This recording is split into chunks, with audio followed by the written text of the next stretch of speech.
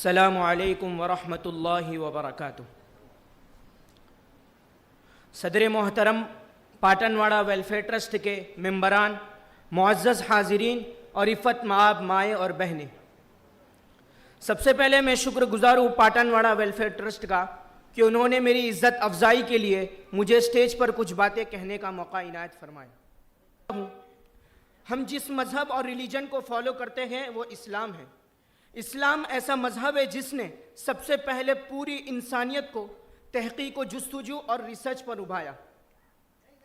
چنانچہ سب سے پہلی کی وحی میں اقرا یعنی پڑھنے، تعلیم حاصل کرنے کا حکم دیا گیا۔ اسلام نے کبھی بھی ایجوکیشن تعلیم سے نہیں روکا، بلکہ اس پر اتنی احادیث بیان کی گئی ہے جس سے تاریخ اسلامی میں ایک نیا رخ شروع ہوا۔ جب ہم تاریخ اسلامی پر نظر دوڑائیں اور دیکھیں تو پوری دنیا میں جو ریولیوشن نبی صلی اللہ علیہ وسلم کے ذریعے سے آیا، اس کی بنیاد اور سبب علم تھا۔ دنیا کی تاریخ گواہ ہے کہ مسلمانوں نے اپنے عروج میں ایسی تحقیقات، ریسرچ اور ایسی یونیورسٹیز قائم کی جس میں تمام قسم کے علوم اور فنون پڑھائے جاتے تھے، اور یورپ اس وقت ان علوم کو حاصل کرنے کے لیے اسلامی ممالک کی طرف آتے تھے۔ لیکن آج ہم یہ سمجھتے ہیں اور یقین کرتے ہیں کہ یورپ اور امریکہ نے جو ایجوکیشن اور سائنس اور ٹیکنالوجی میں ترقی کی ہے، اس سے پہلے کسی اور نے نہیں کی تھی، اور اس چیز کو عموماً لوگوں کے سامنے بیان بھی نہیں کیا جاتا۔ عزیز طلبہ، جب ہم یورپ کی ہسٹری پر نظر دوڑائیں اور دیکھیں تو ان کا ایک دور گزرا ہے جس کو ڈارک ایج کہا جاتا ہے۔ یہ ایسا دور تھا جس میں یورپین کو ایجوکیشن لینے پر سزائیں دی جاتی تھی۔ پورا یورپ الٹریسی میں ڈوبا ہوا تھا، اور اسی زمانے میں مسلمانوں نے علم کے دریا بہائے۔ یورپین اپنے ملک چھوڑ کر اسلامی ممالک کی طرف آنے لگے۔ مسلمانوں کے اس انقلابی دور میں physics, chemistry, biology, astronomy, psychology, mathematics, medical science وغیرہ فن عروج پر تھے۔ چنانچہ میں مسلم سائنٹسٹ کی عظیم ایجادات، ان کی ڈسکوریز، انوینشن کی چند جھلکیاں میں آپ کے سامنے پیش کرتا ہوں۔ اسلامک ورلڈ کے سب سے پہلے مسلم سائنٹسٹ حضرت امیر معاویہ رضی اللہ عنہ کے پوتے خالد تھے۔ انہوں نے سب سے پہلے دھات کا گلوب بنایا تھا۔ ابو اسحاق ابراہیم یہ پہلے مسلم سائنٹسٹ تھے جنہوں نے ٹیلیسکوپ بنایا۔ آج ہم یہ سنتے ہیں کہ ٹیلیسکوپ کو گیلیلیو نے ایجاد کیا تھا۔ حقیقت یہ ہے کہ یہ مسلم سائنٹسٹ کی دین ہے۔ علم کیمیا یعنی کیمسٹری کا فن دنیا کے سامنے لانے والے پہلے شخص اور پہلے مسلم سائنٹسٹ جن کا نام جابر بن حیان ہے۔ انہوں نے کئی ایکسپیریمنٹس کیے جس کی وجہ سے ان کو فادر آف کیمسٹری کہا جاتا ہے۔ میڈیکل سائنس کے اسپیشلسٹ ابو بکر محمد زکریا رازی ہیں۔ انہوں نے میڈیکل سائنس پر کئی کتابیں بھی لکھی جس کا کئی زبانوں میں ترجمہ کیا گیا۔ آج میتھمیٹکس کا ایک پارٹ سب سے بڑا الجبرا مانا جاتا ہے۔ الجبرا کو دنیا کے سامنے لانے والے پہلے شخص محمد بن موسیٰ الخوارزمی ہیں۔ ان کی ایک مشہور کتاب الجبر والمقابلہ یورپ کی یونیورسٹی میں کئی سالوں تک پڑھائی گئی، اور الگوریتم کا جو تصور پایا جاتا ہے وہ انہی کی ریسرچ پر مزید ریسرچ کر کے انہی کے نام سے موسوم کیا گیا ہے۔ ابو عباس فرغانی یہ پہلے مسلم سائنٹسٹ ہیں جنہوں نے دنیا کا سرکمفرنس فائنڈ کیا۔ ابن یونس صوفی دنیا کے پہلے مسلم سائنٹسٹ ہیں جنہوں نے زمین کا ایکسس یعنی محور فائنڈ کیا، اور یہ میتھمیٹکس کے ایکسپرٹ بھی تھے تو ٹریگنومیٹری اور جیومیٹری پر بھی کتابیں بھی لکھی۔ میڈیکل سائنس کے ایکسپرٹ اور اسپیشلسٹ اور فزکس، بایولوجی پر کئی کتابیں لکھنے والے مشہور مسلم سائنٹسٹ شیخ حسین بن عبداللہ سینا، جو ابن سینا کے نام سے مشہور ہے۔ یہی ابن سینا کے جنہوں نے میڈیکل سائنس کے ساتھ سائیکولوجی کو ملایا، اور مزید انٹرسٹنگ بات یہ ہے کہ یہی ابن سینا تھے جنہوں نے سب سے پہلے لائٹ کی سپیڈ فائنڈ کی تھی۔ اور ابن سینا کی مشہور کتاب القانون فی الطب جو دا کینن سے مشہور ہے، اس نے یورپ کو خوب متاثر کیا اور اس کے کئی لینگویجز میں ترجمے کیے گئے۔ البیرونی یہ پہلے مسلم سائنٹسٹ ہیں جنہوں نے زمین کا ریڈیس فائنڈ کیا۔ البیرونی نے لانگیٹیوڈ کا فرق ڈھونڈنے کے لیے اصول اور رولز بنائے۔ مزید انٹرسٹنگ کی بات یہ ہے کہ البیرونی ایسے سائنٹسٹ ہیں جنہوں نے ہمارے ملک انڈیا کی طرف رخ کیا اور اس وقت جو سنسکرت لینگویجز میں علوم تھے اس کو عربی لینگویج میں کنورٹ کیا انہوں نے. جغرافی کے سب سے بڑے ایکسپرٹ اور سب سے پہلے دنیا کا نقشہ میپ بنانے والے محمد ادریس تھے. یہ جغرافی کے بڑے ماہر اور ایکسپرٹ تھے اور انہوں نے اس پر کئی کتابیں بھی لکھی. ابو القاسم ابن فرناس یہ پہلے مسلم سائنٹسٹ تھے جنہوں نے دنیا کے سامنے ایروپلین کا ماڈل پیش کیا.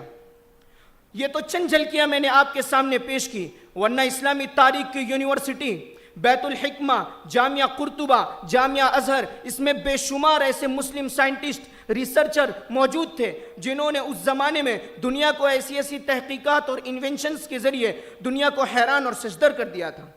محترم حضرات، جب اہل عرب نے اور مسلمانوں نے علم سے رشتہ ختم کیا اور اس کی ناقدری شروع کی تو ہماری یہ میراث یوروپ منتقل ہو گئی. ہماری تحقیقات اور کتابوں کو یوروپ نے مغربی لینگویجز میں ترجمہ کر کے اس کو اپنی میراث بنا دیا. مزید ستم یہ ہوا کہ ان علوم کا موجد اور بانی اپنے آپ کو قرار دینے لگے.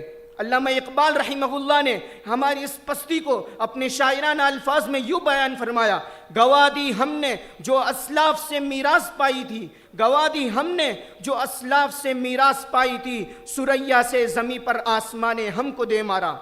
اب اس بات کی ضرورت ہے کہ ہم اپنی میراث کو لینے، تحقیقات اور کتابوں کو اپنا ورثہ بنانے کے لیے تعلیم پر خصوصی توجہ دیں. جیسا بتایا گیا کہ مذہب نے ایجوکیشن سے نہیں روکا، لیکن آج ہم نے علم کے سلسلے میں جو تقسیم کی ہے وہ درست نہیں ہے.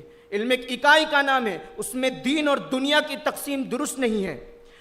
اسلام نے ہر ایسے علوم اور فنون کو حاصل کرنے کی پرمیشن دی جو لوگوں کو فائدہ پہنچائے، جو کنٹری اور سوسائٹی کو فائدہ پہنچائے، مظلوم کو جسٹس دے، ملک کی ترقی اور ڈیولپمنٹ ہو، اور سب سے بڑھ کر جس سے خدا تعالیٰ راضی ہو. علم کے بے بنیاد تقسیم کی وجہ سے آج مدارس، اسکول اور کالج کے درمیان ایک خلا اور گیپ پیدا ہو گیا ہے. دوسری چیز، ہمارا نظام تعلیم کریکولم دراصل مغربی نظام، مغربی تہذیب پر مشتمل ہے، جس کی وجہ سے ہمارے یوتھ اس سے مرعوب اور اٹریکٹ ہوتے جا رہے ہیں. اس لیے بس اسی تعلیم کو اصل سمجھنا اور قرآن و سنت کی تعلیمات سے لاپرواہی برتنا بے حد نقصان دہ بات ہے. لہذا ہمیں ایسے اسکول اور کالج قائم کرنے ہوں گے جس میں ہم رائج علوم اور فنون کے ذریعے سے نئی جنریشن کو متعارف کرائے، تو دوسری طرف اسی اسکول میں سب سے زیادہ قرآن و سنت کی تعلیمات پر خصوصی توجہ دی جاتی ہو، اور ساتھ میں مغربی تہذیب، ویسٹرن کلچر کی تباہ کاریاں اور اس کے نقصانات سے نئی جنریشن کو آگاہ کیا جاتا ہو، تاکہ اس کے ذریعے سے اس کا عقیدہ محفوظ ہو، دین محفوظ ہو، اور دنیا میں وہ لوگوں کے لیے فائدہ مند ثابت ہو سکے. مغربی تہذیب، ویسٹرن کلچر نے مادی اعتبار سے تو خوب ترقی کی، لیکن اس نے انسانوں کو خدا کے تصور سے خالی کر دیا. ہمارے علماء کو انگریزی سے واقف ہونا چاہیے، اس لیے کہ علماء دین حنیف کے ترجمان ہیں، قرآن و سنت کی تشریح و توضیح کے پابند ہیں. اور ہم جس زمانے میں، جس دور میں جی رہے گئے، اس کی زبان سے، اس کی نفسیات سے اگر واقف نہ ہوئے تو ہم اپنا ربانی پیغام کو لوگوں تک بآسانی بتا نہیں پائیں گے اور اس کی آسانی سے تبلیغ نہیں کر سکیں گے. دوسری چیز، علم کی بے بنیاد تقسیم کی وجہ سے آج مدارس، اسکول، کالجز کے درمیان ایک خلا اور گیپ پیدا ہو گیا ہے. اس گیپ کو ختم کرنے کی ضرورت ہے اور دونوں تعلیم میں انٹیگریشن اور امتزاج پیدا کرنے کی ضرورت ہے. اب میں مفکر اسلام حضرت مولانا ابو الحسن علی ندوی رحمہ اللہ کی ایک بات کہہ کر اپنی گفتگو کو ختم کرنا چاہتا ہوں.